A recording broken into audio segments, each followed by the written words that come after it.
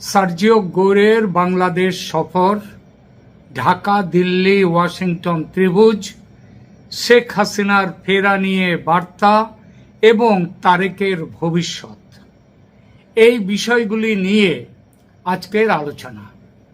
প্রথমে দেখা যাক আমেরিকার কি মানসিক কেন এলেন সার্জিও গোর বাংলাদেশের ঢাকা সফরে সেটা দেখুন। আন্তর্জাতিক কূটনীতিতে অনেক গুরুত্বপূর্ণ বৈঠকে প্রকৃত বিষয়বস্তু কখনো প্রেস বিজ্ঞপ্তিতে লেখা থাকে না।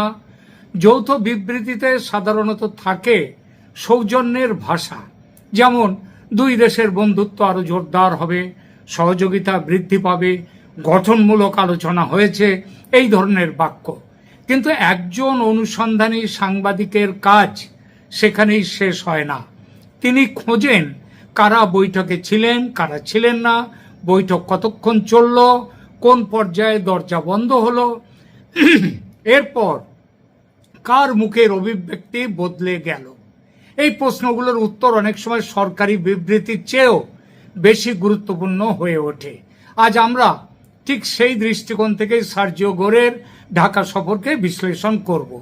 প্রথমে দেখা যাক যে কেন বাংলাদেশ এখন যুক্তরাষ্ট্রের বিশেষ আগ্রহের কেন্দ্র। দক্ষিণ এশিয়ার কৌশলগত মানচিত্র গত কয়েক বছরে দ্রুত বদলেছে। ভারত এখন যুক্তরাষ্ট্রের গুরুত্বপূর্ণ অংশীদার। চীন ভারত মহাসাগর এবং বঙ্গোপসাগরে তার উপস্থিতি বাড়ানোর চেষ্টা করছে। মিয়ানমার অস্থিতিশীল, রোহিঙ্গা সংকট এখনো অমীমাংসিত। এই পরিস্থিতিতে বাংলাদেশের ভৌগোলিক অবস্থান আগের যে কোনো সময়ের তুলনায় অনেক বেশি গুরুত্বপূর্ণ হয়ে উঠেছে। এখন বাংলাদেশ কেবল একটি বাজার নয়, বাংলাদেশ এখন একটা জিও স্ট্র্যাটেজিক স্পেস। যে দেশ এই ভূখণ্ডে তার প্রভাব বাড়াবে সে পুরো উত্তর বঙ্গোপসাগরের কৌশলগত সমীকরণেও প্রভাব ফেলবে। তো এই সফরের যে সার্জিও গোর এলেন, এই সফরের সরকারি বিবৃতি বনাম স্থানীয় সূত্র সরকারি বিবৃতি একরকম নয়।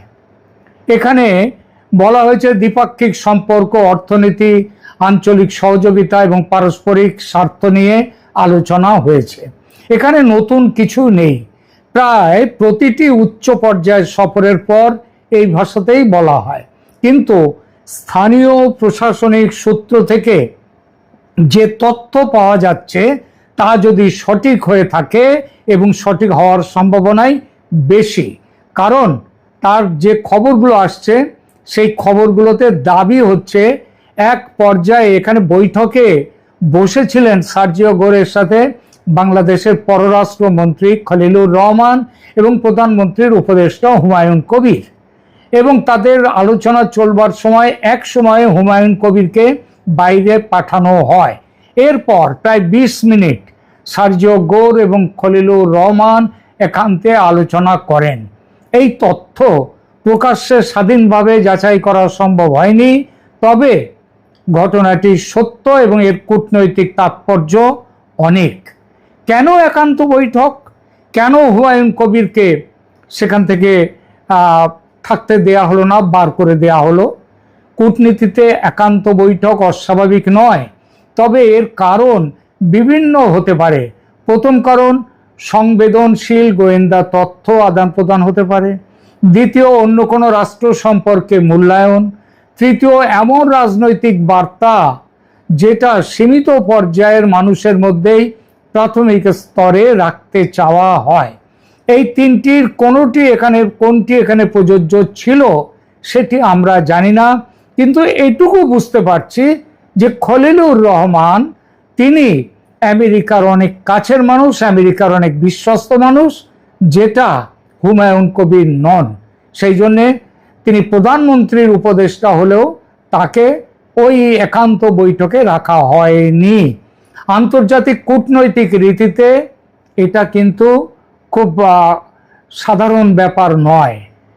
এইবার আলোচনা, আর সব থেকে বড় কথা হচ্ছে সেই মিটিং থেকে বেরোবার পর সেখানে যখন সাংবাদিকরা যখন খলিলুর রহমানকে প্রশ্ন করতে থাকলেন, তার উত্তরে খলিলুর রহমান সঠিক জবাব, সমস্ত জবাব এড়িয়ে গেছেন। এবং আরো বড় কথা, তিনি একটা সময় রেগেও গেছেন সাংবাদিকদের ওপর, এবং তার যে বডি ল্যাঙ্গুয়েজ, শরীরী ভাষা, সেটা খুব একটা স্বাভাবিক লাগছিল না। আরো একটা কথা, সেটা হচ্ছে সার্জিও গোরের সম্মানার্থে নৈশভোজের আয়োজন করা হয়েছিল, কিন্তু তিনি সে নৈশভোজে যোগদান করেননি। কেন যোগদান করেননি এটাও কিন্তু খুব স্বাভাবিক ঘটনা নয়। তার মধ্যে দিয়ে কি তিনি এটাই বুঝিয়ে দিতে চাইছেন যে তিনি হাই হ্যালো কিংবা সামাজিকতা রক্ষা করতে আসেননি, তিনি কাজের কাজ করতে এসছেন? এখন এই কাজের কাজটা কি? এখানে সরাসরি কোনো সরকারি নিশ্চিতকরণ নেই, তবে সামগ্রিক ভূ রাজনীতি বিচার করলে বিষয়টি প্রশ্নের অপেক্ষা রাখে না যে আলোচনার মূল বিষয় কি ছিল। স্বাভাবিকভাবেই চীন। গত কয়েক বছরে বাংলাদেশে চীনের বিনিয়োগ ভীষণভাবে বেড়েছে, অবকাঠামো প্রকল্প বেড়েছে, বন্দর উন্নয়ন হয়েছে, বিদ্যুৎ প্রকল্প হয়েছে। চীনের অর্থনৈতিক উপস্থিতি এখন বাংলাদেশে খুবই দৃশ্যমান। অন্যদিকে যুক্তরাষ্ট্র চায় বাংলাদেশ যেন চীনের সঙ্গে সম্পর্ক রাখলেও সম্পূর্ণ কৌশলগত নির্ভরতায় না পৌঁছে যায়, অর্থাৎ সেখানে যেন একটা ফারাক থাকে। এই উদ্বেগ শুধু বাংলাদেশের ক্ষেত্রেই যে আমেরিকার আছে তা নয়, শ্রীলঙ্কা, মালদ্বীপ, নেপাল সব ক্ষেত্রেই একই ধরনের কৌশল দেখা যায়। ধারণা করা হচ্ছে যে চীন থেকে যুদ্ধ বিমান ক্রয়, সমরাস্ত্র ক্রয়, ড্রোন কারখানা নির্মাণ, তিস্তা বাঁধ প্রকল্প, আরো বহুবিধ প্রকল্প নিয়ে আমেরিকা ক্ষুণ্ণ এবং ক্ষুব্ধ। ঢাকা সফরের নেপথ্যে তাহলে কি এখানে বলা হয়েছে যে গৌর তিনি কি বলতে চাইলেন, সার্জিও গৌর, যে চীনের সাথে সম্পর্ক উন্নয়ন করা ধীরে, ফারাক রেখে, নইলে সমস্যা আছে। এটা তো একটা দিক চীন, আর এক দিক রয়েছে দিল্লি। ঢাকা সফরের নেপথ্যে কি দিল্লি আছে? কেন ভারত একটি সমীকরণের কেন্দ্রবিন্দু হয়ে উঠছে? সার্জিও গোরের ঢাকা সফরকে যদি শুধুমাত্র বাংলাদেশ যুক্তরাষ্ট্র দ্বিপাক্ষিক সম্পর্কের দৃষ্টিতে দেখি, তাহলে ছবির একটা বড় অংশ অদৃশ্য থেকে যাবে। কারণ আজকের ইন্দো প্যাসিফিক কৌশলে যুক্তরাষ্ট্রের সবচেয়ে গুরুত্বপূর্ণ আঞ্চলিক অংশীদার হলো ভারত। গত এক দশকে ওয়াশিংটন ও নয়াদিল্লির সম্পর্ক শুধু প্রতিরক্ষা সহযোগিতায় সীমাবদ্ধ নেই। কোয়াড, সামুদ্রিক নিরাপত্তা, উন্নত প্রযুক্তি, গোয়েন্দা তথ্য বিনিময়, সরবরাহ শৃঙ্খল, সেমিকন্ডাক্টর এবং চীনের ক্রমবর্ধমান প্রভাব মোকাবিলা করা, সব ক্ষেত্রেই আমেরিকা ভারতের সমন্বয় অনেক গভীর হয়েছে। এই প্রেক্ষাপটে বাংলাদেশের গুরুত্ব বদলে গেছে। বাংলাদেশ এখন শুধু 17 কোটির একটি বাজার নয়, এটি বঙ্গোপসাগরের প্রবেশদ্বার, উত্তর পূর্ব ভারতের প্রতিবেশী এবং ভারত মহাসাগরীয় যে কৌশলগত প্রতিযোগিতা, তার একটি গুরুত্বপূর্ণ ভূখণ্ড। এই কারণে সার্জিও গোরের ঢাকায় ভারতীয় হাই কমিশনার দীনেশ ত্রিবেদীর সঙ্গে বৈঠক বিশেষ তাৎপর্য বহন করে। বৈঠকের বিস্তারিত বিবরণ কেউ প্রকাশ করেননি, কিন্তু ভূ রাজনৈতিক দৃষ্টিকোণ থেকে এই সাক্ষাৎ একটি গুরুত্বপূর্ণ বার্তা দেয়। ওয়াশিংটন বাংলাদেশের বিষয়ে দিল্লির মূল্যায়নকে গুরুত্ব দিচ্ছে এবং আঞ্চলিক নিরাপত্তার প্রশ্নে দুই দেশের মধ্যে নিয়মিত পরামর্শ অব্যাহত রয়েছে। প্রশ্ন হলো, ভারতের নিরাপত্তা উদ্বেগটা কি? ভারতের উত্তর পূর্বাঞ্চল প্রায় সম্পূর্ণভাবে একটি সরু স্থলপথ, শিলিগুড়ি করিডর বা চিকেন স্নেকের দ্বারা যুক্ত। মূল ভূখণ্ডের সঙ্গে বঙ্গোপসাগরে চীনের উপস্থিতি বাড়লে, বাংলাদেশের অবকাঠামোয় চীনের বিনিয়োগ ক্রমশই বাড়লে, বন্দর উন্নয়ন এবং আঞ্চলিক যোগাযোগ যদি চীনের বাড়ে, এই সব বিষয়ে নয়াদিল্লি দীর্ঘদিন ধরে কৌশলগত দৃষ্টিতে পর্যবেক্ষণ করছে। আর যুক্তরাষ্ট্রের দৃষ্টিভঙ্গিও আজ অনেকটাই একই দিকে। ওয়াশিংটনের কাছে বাংলাদেশের প্রশ্নটি এখন কেবল ঢাকা ওয়াশিংটন সম্পর্কের বিষয় নয়, এটি বৃহত্তর ইন্দো প্যাসিফিক নিরাপত্তা স্থাপত্যের একটি অংশ। এই কারণে সার্জিও গোরের সফরকে বিচ্ছিন্ন ঘটনা হিসেবে দেখা ঠিক হবে না, বরং এটিকে চারটি রাজধানীর সমীকরণ হিসেবে দেখা উচিত। ওয়াশিংটন, দিল্লি, ঢাকা, বেইজিং, এই চারটি রাজধানীর সিদ্ধান্ত আগামী কয়েক বছরে শুধু বাংলাদেশের পররাষ্ট্র নীতি নয়, সমগ্র পূর্ব ভারত মহাসাগরীয় অঞ্চলের কৌশলগত ভারসাম্য প্রভাবিত করবে। আর এই কারণে সার্জিও গোরের ঢাকা সফরের প্রতিটি বৈঠক, সরকারি হোক বা কূটনৈতিক হোক, স্বাভাবিক সৌজন্য সাক্ষাতের চেয়ে অনেক অনেক বেশি গুরুত্ব পাচ্ছে। আমার মতে এই গুরুত্ব ভারতের এই অংশটি একটা বড় বিশ্লেষণ। এর সঙ্গে আরো খুব স্বাভাবিকভাবেই চলে এসেছে, যেটা দিল্লির সাউথ ব্লকে থেকে বিশেষ সূত্র থেকে আমি জানতে পেরেছি, সেটা হলো শেখ হাসিনা প্রসঙ্গে একটি নীরব কূটনীতি চালাতে সার্জিও গোর ঢাকায় এসেছেন। এটা তার অন্যতম কারণ। সাম্প্রতিক সময়ে কূটনৈতিক মহলের কিছু অনানুষ্ঠানিক আলোচনায় এমন একটি সম্ভাবনার কথা শোনা যাচ্ছে, যে যা এখনো কোনো সরকার আনুষ্ঠানিকভাবে স্বীকার করেনি এবং যার স্বাধীন ও প্রকাশ্য প্রমাণও পাওয়া যায়নি। সেই আলোচনার মূল বক্তব্য হলো বাংলাদেশের দীর্ঘমেয়াদী রাজনৈতিক স্থিতিশীলতা নিয়ে ভারত ও যুক্তরাষ্ট্রের মধ্যে নীরব পর্যায়ে, মানে বাইরে কোনো প্রকাশ নেই, বেশ কিছু ধরনের সমন্বয় বা বোঝাপড়া হয়েছে।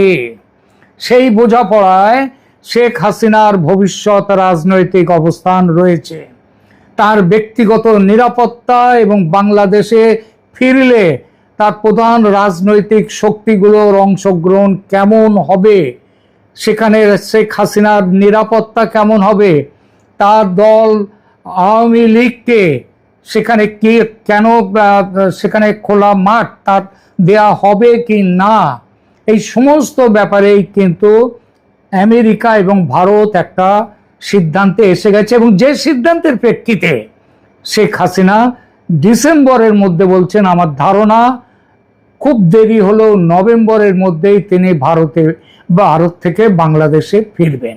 এবং এই ফেরাটায় যাতে শেখ হাসিনার নিরাপত্তা নিশ্চিত করা হয়, সেই ব্যাপারে সার্জিও গোর বাংলাদেশকে নির্দেশ দিতে এসেছেন। এবং শুধু তাই না, তিনি পৌঁছবার পর যেন আওয়ামী লীগের ওপর থেকে নিষেধাজ্ঞা তুলে নেওয়া হয়, এই মানে এটাকে কি বলবো, অনুরোধ বলবো না, এটাকে বলবো এই আদেশটাও দেওয়ার জন্যে বাংলাদেশে এসছেন সার্জিও গোর। যুক্তরাষ্ট্রের কাছে বাংলাদেশ এখন অত্যন্ত গুরুত্বপূর্ণ অংশ। তাদের অগ্রাধিকার হলো এই অঞ্চলে এমন পরিস্থিতি তৈরি না হওয়া যাতে বহিরাগত শক্তির প্রভাব অস্বাভাবিকভাবে বৃদ্ধি পায়, এখানে রাজনৈতিক সংকট তৈরি হয়, এখানে ধর্মীয় সংকট তৈরি হয়। সেখানটায় এই সমস্ত কিছু কাজ করেছে ভারত এবং আমেরিকা বাংলাদেশে শেখ হাসিনার পুনর্বাসনের রূপরেখা নিয়ে একটা সিদ্ধান্তে পৌঁছতে। এবং এই প্রেক্ষাপটেই শেখ হাসিনার নাম খলিলুর রহমানের কাছে এসেছে। খলিলুর রহমান, যার জন্যে ওই মিটিংয়ের পর তার মুখে খুব অন্ধকার দেখা গেছে, তিনি খুব একটা স্বাভাবিক যেন ছিলেন না। কেন স্বাভাবিক ছিলেন না, তার কারণ হচ্ছে এগুলো আমেরিকার সহজ বার্তা ছিল না, স্পষ্ট বলা যায় নির্দেশ ছিল। আমার কাছে যে সূত্র মারফত যে খবর এসেছে, ভারত এবং আমেরিকার যৌথ সিদ্ধান্ত জানিয়ে দেওয়া হয়েছে খলিলুর রহমানকে, তিনি যেন এই বিষয়টা নিয়ে ওখানে সেইভাবে দেখেন যে প্রথম কথা কিভাবে শেখ হাসিনা দেশে ফিরবেন এবং তার ব্যক্তিগত নিরাপত্তা কিভাবে নিশ্চিত হবে। দ্বিতীয়ত, আওয়ামী লীগের ওপর থেকে নিষেধাজ্ঞা তুলে নিয়ে সেখানকার রাজনীতিকে অন্তর্ভুক্তিমূলক করতে হবে। তৃতীয়, রাষ্ট্রীয় প্রতিষ্ঠানগুলো কিভাবে সেই পরিবর্তন সামাল দেবে, কারণ এই নিয়ে যদি ওখানে কোনো গোলমাল হয় সেই গোলমাল কিন্তু সামলাতে হবে বিএনপি সরকারকে, তারেক রহমান সরকারকে। যদি তারেক রহমান সরকার না মানতে চায় এই আদেশ, আমাদের কাছে খবর আছে সেই আদেশ যাতে মানতে বাধ্য করা যায়, তারেক রহমানকে সেই ব্যাপারটাও জানিয়ে দেওয়া হয়েছে। কি সেই ব্যাপার? সেটা হলো তারেক রহমান যদি এই সূত্র এবং আমেরিকার নির্দেশ মতো চলতে না চান, তাহলে বাংলাদেশে এই সরকারকে হটিয়ে সেখানে একটা কি অন্তত কিছুদিনের জন্য হলেও একটা সামরিক শাসন নিয়ে আসা হতে পারে, অথবা আবার এই সরকারকে ক্ষমতাচ্যুত করে একটি অন্তর্বর্তী সরকারও তৈরি হতে পারে। আর এই কথাগুলো শোনার পর থেকেই খলিলুর রহমানের রক্তচাপ বেড়ে গেছে। আমরা আগামী কয়েকটা দিন, আগামী কিছু দিন, অন্তত একটি মাস আমাদের খুব সতর্ক হয়ে অপেক্ষা করতে হবে। আগস্ট মাস পড়ে গেছে, আগস্ট চলে যাবে, ততদিনে বৃষ্টি থেমে যাবে। সেপ্টেম্বরে মোটামুটিভাবে বৃষ্টি কমে গেছে এবং সেপ্টেম্বরের পরে অক্টোবর নাগাদ, সেপ্টেম্বর অক্টোবর খুব সম্ভব শেখ হাসিনা বাংলাদেশে ফিরছেন। এখনকার মতো এইটুকুই, ধন্যবাদ। শেখ হাসিনা সরকার পতনের একেবারে আমরা 2 বছরের মাথাতে আছি। 5 আগস্ট 2 বছর পূর্ণ হবে। এই 2 বছর জুড়েই শেখ হাসিনা দিল্লিতে অবস্থান করছেন। 24-এর 5 আগস্টে তিনি বিশেষ বিমানে দিল্লি চলে যান, কিংবা পালিয়ে যান, কিংবা তাকে পাঠিয়ে দেওয়া হয়, যে রহস্যের এখনও আমরা কোনো কুল কিনারা পাইনি। সেই দিল্লিতে অবস্থানরত শেখ হাসিনা 2 বছর পরে এবার জনসম্মুখে আসছেন, এরকম চাঞ্চল্যকর খবর সামনে এসেছে। খবর দিয়েছে ইন্ডিয়া টুডে সহ বেশ কিছু ভারতীয় গণমাধ্যম এবং ফরেন করেসপন্ডেন্টস ক্লাব তাদের আয়োজনে এই জনসম্মুখে আসার ঘটনাটা ঘটছে। রীতিমতো এই ঘটনা নিয়ে তৈরি হয়েছে চাঞ্চল্য। যখন ভারত সরকার তাদের সংসদীয় কমিটির রিপোর্ট পেশ করছে তাদের সংসদে যে শেখ হাসিনাকে কোনো ধরনের কোনো রাজনীতি করার অনুমতি দেয়া হয়নি ভারতে, ঠিক তখন অনুমতি না থাকা শেখ হাসিনা জনসম্মুখে আসছেন রাজনৈতিক কথাবার্তা বলতে এবং তার রাজনৈতিক দলের সামনের কর্মকাণ্ড নিয়ে বিস্তারিত তুলে ধরতে। ঘটনাটা একটু বেশি চমকপ্রদ না? কি বলছে ভারতীয় গণমাধ্যম, কি বলছে ফরেন করেসপন্ডেন্টস ক্লাব? তাদের তৈরি করা একটা কার্ড, আমন্ত্রণপত্র মতো, সেটা ছড়িয়ে পড়েছে সামাজিক যোগাযোগ মাধ্যমে। এটা নিয়ে বাংলাদেশে উত্তলপাড় শুরু হয়েছে। চলুন একটু ভেতরে ঢুকে বোঝার চেষ্টা করি প্রকৃত রহস্যটা কি। দর্শক, এই মুহূর্তের সবথেকে বড় ব্রেকিং নিউজে পরিণত হয়েছে শেখ হাসিনা 2 বছর পূর্তির ঠিক ওই দিন, অর্থাৎ এই সামনে 5 আগস্ট তিনি জনসম্মুখে আসছেন এবং প্রথমবারের মতো। এর আগে একটিমাত্র গণমাধ্যম রয়টার্স তার সঙ্গে ফোনে কথোপকথন করে সাক্ষাৎকার দিয়েছেন। তাছাড়া আন্তর্জাতিক গণমাধ্যমে যত সাক্ষাৎকার সবই ইমেল সাক্ষাৎকার দিয়েছেন তিনি।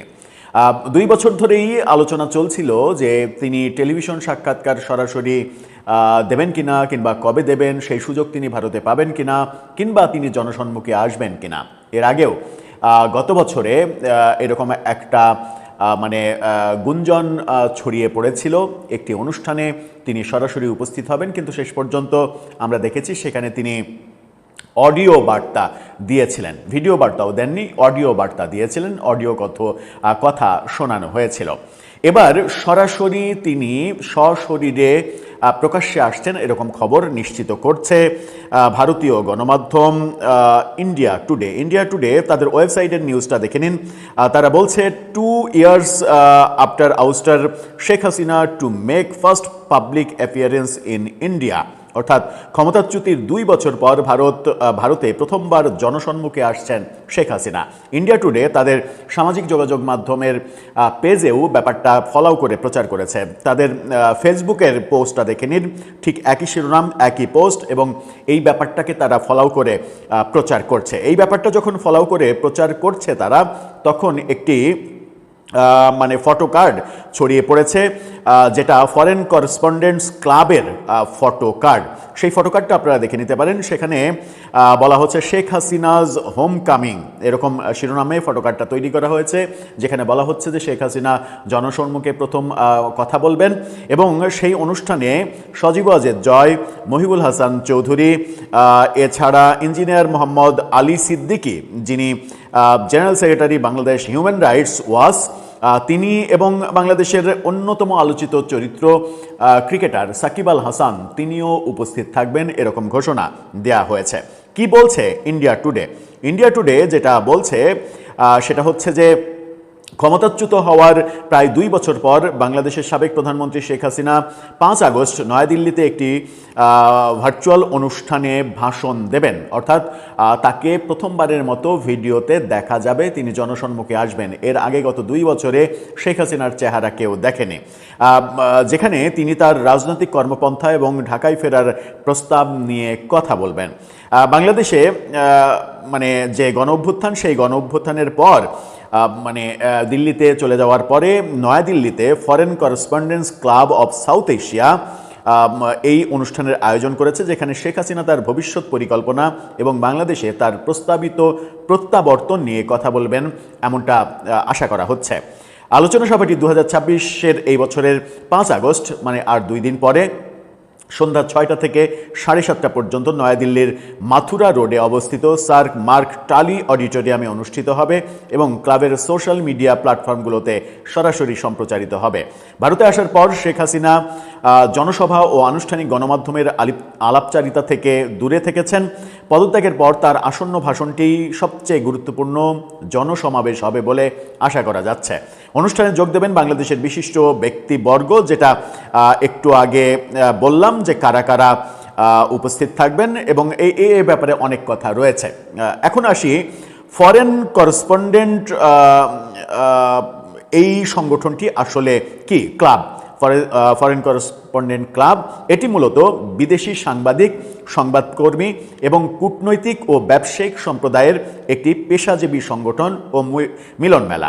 বিশ্বজুড়ে এ ধরনের বেশ কয়েকটি জনপ্রিয় ক্লাব রয়েছে, যার মধ্যে হংকং, সাউথ এশিয়াটা নয়াদিল্লিতে, এবং থাইল্যান্ডের ক্লাবগুলো উল্লেখযোগ্য। এই উল্লেখযোগ্য ক্লাবের মধ্যে দিল্লিতে দক্ষিণ এশিয়ার যে ক্লাব, সেটা দিল্লিতে অবস্থিত।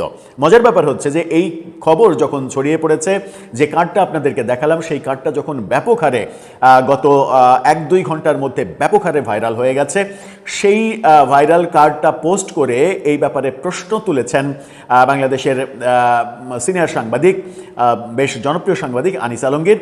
তিনি প্রশ্ন তুলেছেন, ভারত যখন বলছে শেখ হাসিনার রাজনীতি করার অধিকার তারা দেয়নি, ভারতে রাজনীতি করার কোনো অনুমতি তারা দেয়নি, অর্থাৎ শেখ হাসিনা ভারতে রাজনীতি করতে পারবেন না, ভারতে বসে থেকে বাংলাদেশের রাজনীতি তার পক্ষে করা সম্ভব না, ঠিক সেই সময় তিনি প্রকাশ্যে এসে ভাষণ দেবেন, তার রাজনৈতিক ভাষণ, এটাকে তিনি প্রশ্নবিদ্ধ করছেন। আনিস আলমগীরের এই পোস্টটা দেখে নিন। ওই কার্ডটা শেয়ার করে তিনি লিখেছেন, ভাইয়া আপুরা খবর কি শুনছেন? শেখ হাসিনার নাকি ভারতে বসে রাজনীতি করার নিষেধাজ্ঞা।